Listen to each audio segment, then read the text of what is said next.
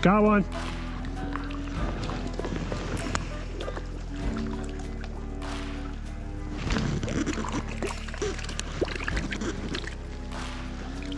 What's that?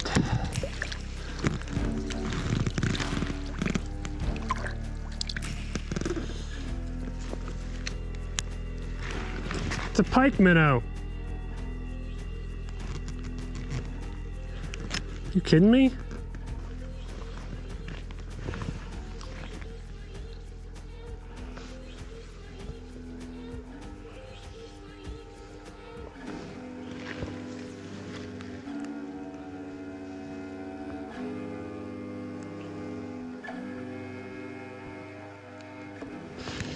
This is certainly like water I've never fished before.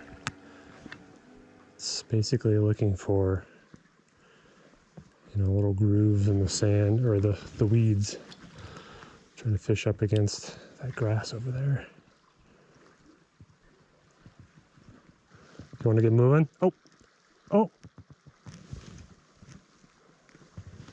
It's still there. He's like at the back. See this long grass hair? Yeah. It's like at the back of it. They like get under there. Let's see if I can... Oh. Oh, there's 2 or 3. Okay.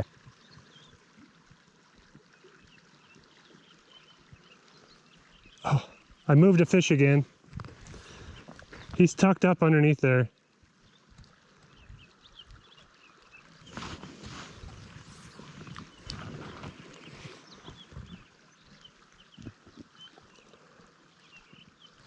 Oh, got underneath the fly. This is kind of fun to sight fish.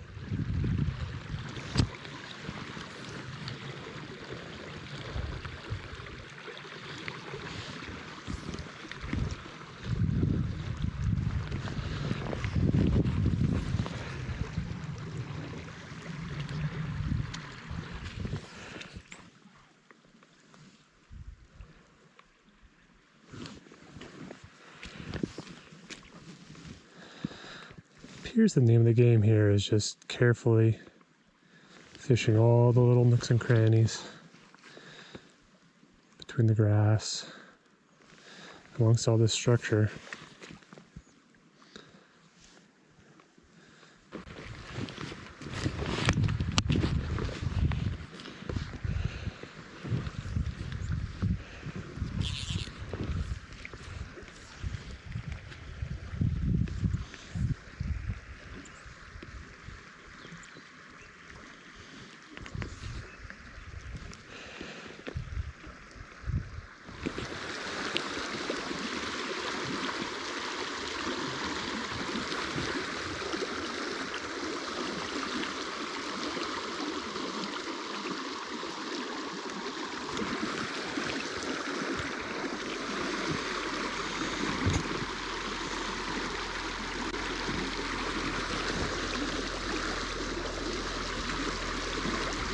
Oh, got one.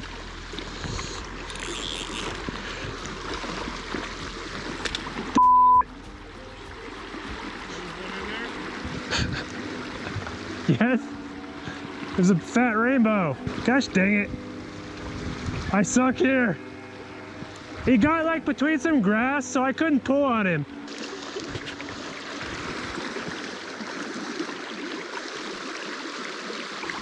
Got another one.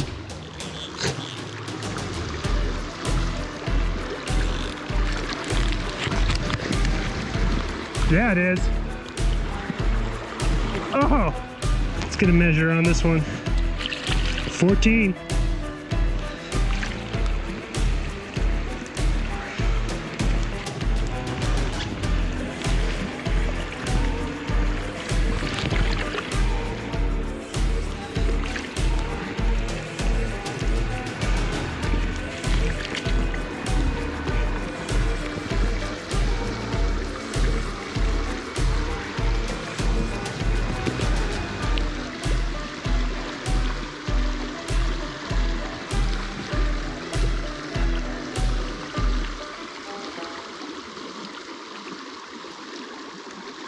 So I'm gonna put my hopper dropper that I had rigged up earlier and see if I can get him to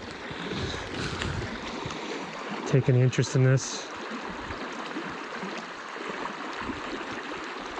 No.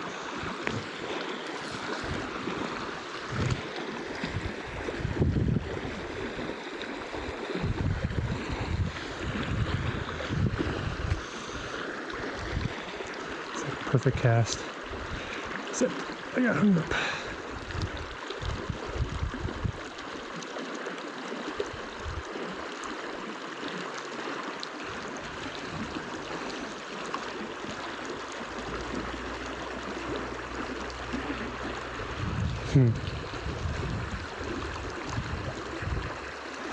Definitely.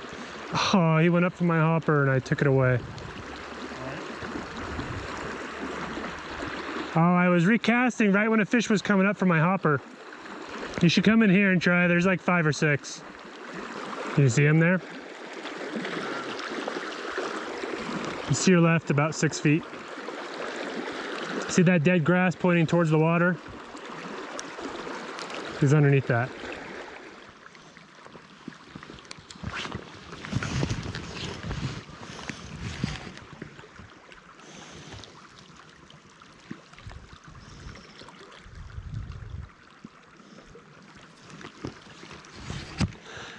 Those bugs flying around are blue-winged olives.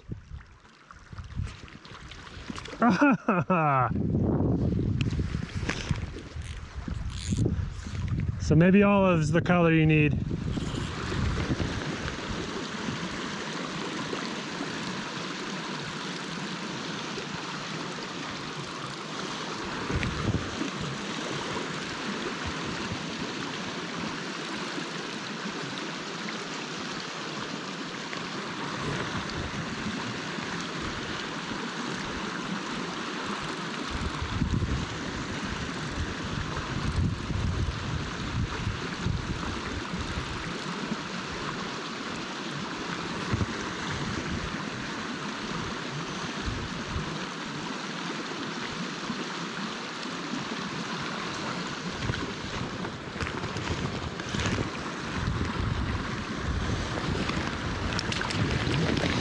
Rainbow.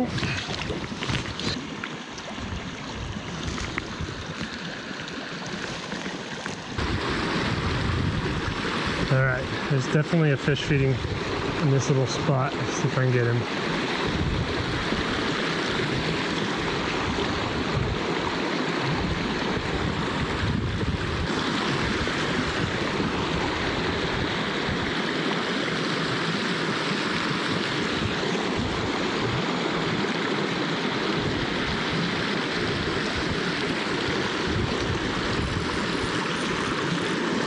Got him.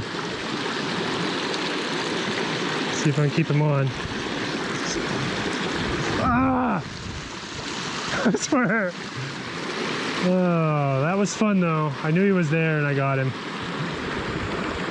fact, the fish that I targeted, he's still over there. So there's another big one in here. Let's keep going.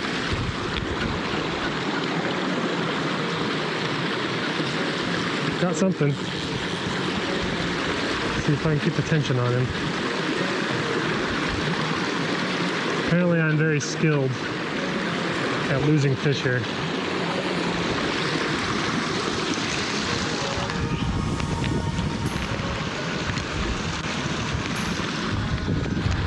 Come on, baby.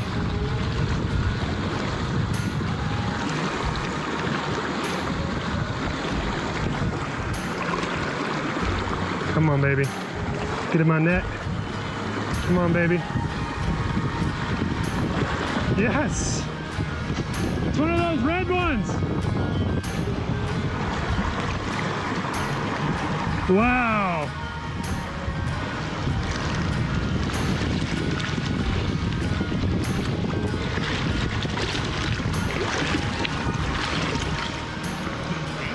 No! It's a rainbow. Ow! It's got teeth! One bad thing about the shop vac is they're hard to get out. Oh wow, that's sick. That's a male. You can see the hook. Yeah, look at all that spawned out color. Above, right next to that big rock, there's 3 or 4 more. Above the rapid? No. Yeah, right above the rapid by the white rock.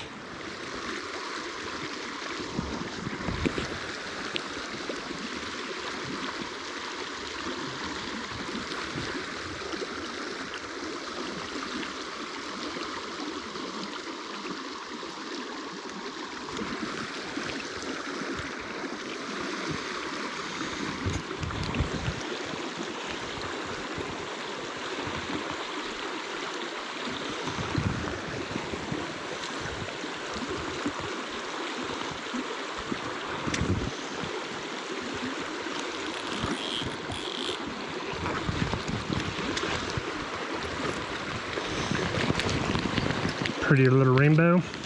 Shot vac is doing work today. There he is.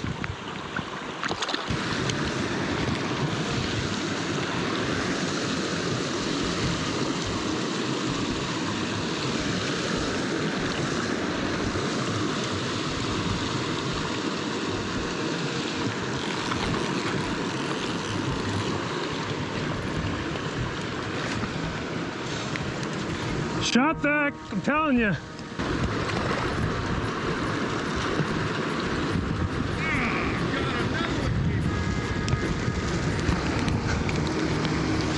This is another awesome fish. Nope, fly came out, good.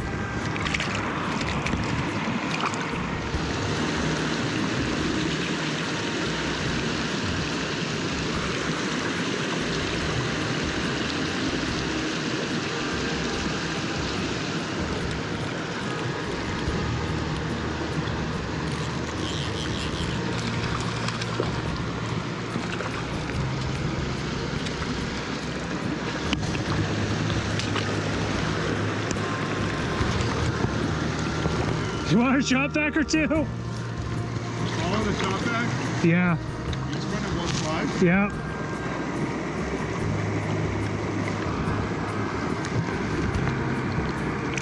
Sure you don't want to add a couple to your box for next time?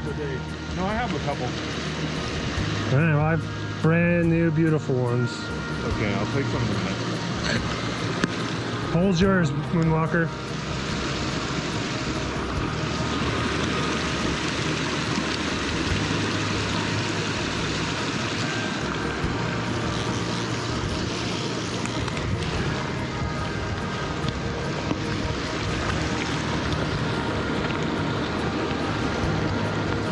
Fly came out.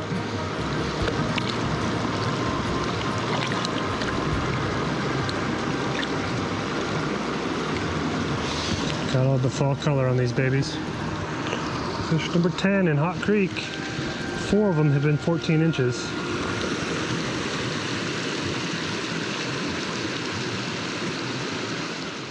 Well, kind of nearing the end of our day here. We were walking out up high and I look down and see that this whole section looks super fishy.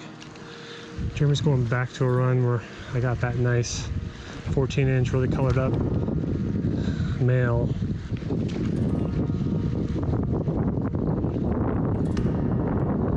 Wind doesn't help.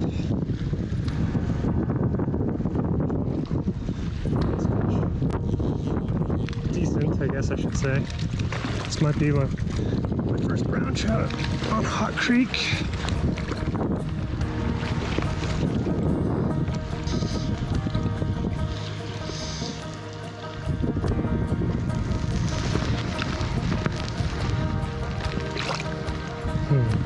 Let's see.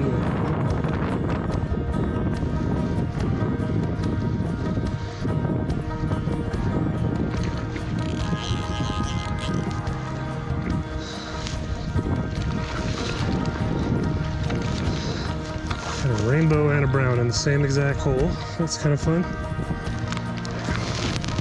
Cute.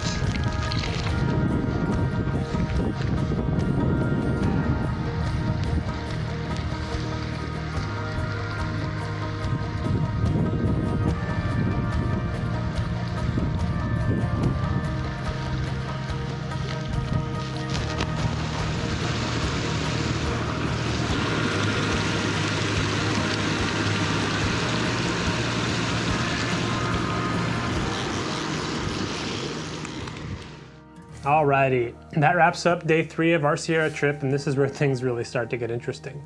For those that don't know, Hot Creek is a spring creek that's bordered by private property and geothermal activity on the other end. So basically there's about a mile of water that's accessible to the public and is fishable. The stream is on private property where it enters the gorge, and at the downstream side, a spring is dumping scalding hot water into the system, creating a barrier the fish can't cross. Above the main hot spring, I found a small steaming pool that attempted at 112 degrees, so you definitely want to stay out of there. The stream itself tempted at 52. Later that day, we were looking at the Upper Owens and we mistakenly found the tail of Hot Creek, and I tempted at 84 degrees, which is pretty wild. All this natural phenomenon is super cool and pretty unique to this stream. Thinking we'd avoid other anglers, we found this parking area that didn't have a vehicle set up, took the trail down to the water, and not more than 15 minutes later, 2 guides with 2 clients each walked in behind us. One group fished just above us and another just below. Trying to ignore them, we found what looked like great runs and tried to figure out how to fish here. The water is shallow and it's filled with beds of long grass, and after about an hour of fishing, we figured out that small and lightly weighted flies did the trick. And later I picked the shot back, it was lights out. The fish were just gobbling that fly. The other trick we learned was to look for small gaps in the grass. Little 6-inch wide gaps, sometimes smaller, where you could see the gravel bottom, that's where the fish would be. So really accurate casts are super important. Keeping the fish pinned on small flies is always a challenge, but the grass took it to the next level. The fish would bury themselves in the grass, taking away all your leverage, and they would come right off. So it was important to keep the pressure on early and keep them above the grass. As you saw, we both lost a bunch of fish. Researching this stream, there's a local rule not to wade in the water. It's not published by the Department of Fish and Game, but I found several articles that mention it. They're trying to prevent the spread of invasive species and avoid the impact on the habitat, but clearly this mile of stream gets hammered. We were here on a Wednesday morning, and I can't imagine the weekends, so I totally get it. I made the choice to step in the water to land the fish because I felt like that was the best compromise to protect the fish. I strive to keep the fish in the water as long as possible, and I wet my hands when I handle them, and my fish never leave the water more than a few seconds. So keep all this in mind when you're fishing here. Those same articles mention just how difficult it is to fish here. The super high pressure means the fish see a lot of flies, so landing just one is an accomplishment. I can see where they're coming from. Many of the other anglers were nymphing under an indicator and weren't catching much, so I consider our time here a really huge success. The stream was actually stacked with a ton of fish, and we were sight fishing most of the time. So later that afternoon, we did visit the Upper Owens, but we got there kind of late, and it was cold and windy, and we fished a short time and called it a day before traveling down to Bishop and staying in a hotel. The next morning, we set out to go fish the middle section of the Owens that flows through a stunning canyon below Crowley Lake. The wading was tough, the willows were thick, but the browns were abundant and they were hungry. It's our last stop in this 5-part Eastern Sierra trip, so be sure to check it out.